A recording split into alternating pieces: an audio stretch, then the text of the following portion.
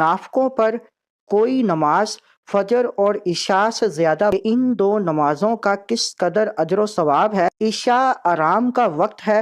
موسم سرما میں فجر کے وقت شدید سردی ہوتی ہے اور بسم اللہ الرحمن الرحیم۔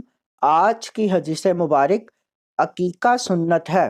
سنن ابی داؤد حدیث نمبر 2838، سنن نسائی حدیث نمبر 4220۔ حضرت سامورہ بن جندب رضی اللہ تعالیٰ عنہ سے روایت ہے کہ سیدنا رسول اللہ صلی اللہ علیہ وآلہ وسلم نے فرمایا، ہر بچہ اپنے عقیقہ میں گروی ہے۔ پیدائش کے 7ویں دن بچے کی طرف سے جانور ذبح کیا جائے، اس کا سر منڈایا جائے اور نام رکھا جائے۔ اس حدیث مبارک میں گروی ہونے سے مراد یہ ہے کہ نو مولود کا عقیقہ کیا جائے تو وہ آفات اور بلیات اور شیطانی اثرات سے سلامت رہتا ہے۔